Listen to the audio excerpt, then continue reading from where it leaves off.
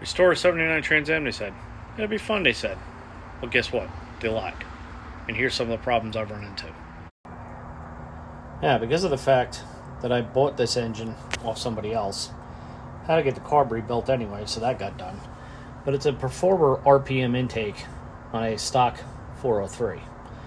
So the problem is the intake is too high to fit the shaker. So I need to find a drop base that'll work with the automatic choke. Problem number one. Problem number two. I bought a new fuel line. Pardon my shaking. I've been working on this thing for a few hours now. Bought a new fuel line to go from... Oops, wrong way. Basically the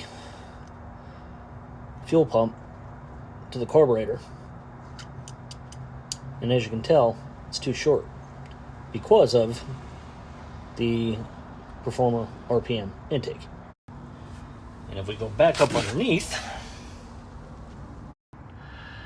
and next problem, how to get any universals. They look like they're sitting in there straight, but something just doesn't seem right to me. It almost looks like it's slightly off, so I'm hoping I'm not going to get a vibration out of that, but we're going to find out eventually. Next issue, we come up here to the front. That's where the emergency brake cable comes out. So now this bolt is free turning, and that is a bolt. This piece right here, there is slots on either side, so it looks like I should be able to get something on there. However, it is definitely 100% not acting right. So I got to figure out what I'm going to do about that.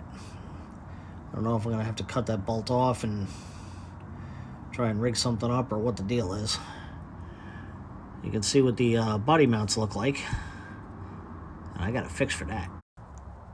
Brandy new polyurethane body mounts. The radiator mounts in there also, but I had already replaced those. So I'm not sure if I'm going to go that far or not. I might not. Don't know yet. But for those, I got away from my door, I get home from college, because I need the extra set of hands. Just so you can see that, that is the other half of the emergency brake cable, which is cut. So, got to figure something out there. I don't know, maybe I might possibly be able to weld it. I don't know. But anyway, this floor's a mess, so I got to deal with that. After I reinstalled everything, and that's old existing damage right there. You can see the gap on that door along with the fender. No bueno. So, got to figure out how to deal with that now too, because I can't get the door all the way closed unless I pull the fender out. Redneck engineering at its finest. Using zip ties to hold the lights in. Started replacing some of the things, but I guess I got to get more parts for that too. I'm not sure how well you can see it from up here, but hidden in behind the manifold is the oil pump. Now I'm going to show you why the problem with that one is. So now with the oil pump, there are 3 bolts holding that thing in place, and the manifold is completely in the way of the top bolt. So now I got to pull the manifold off to pull that thing, the pump off for the oil filter, and clean that up, repaint it, put a new filter on it, a new gasket. Still have to line up the flex plate with the torque converter. Yeah, not much fun there either. And now I'm noticing that I got all sorts of oil looking stuff around the pan. And that pan looks like hell. So now comes the dilemma, do I pull the pan off and replace that?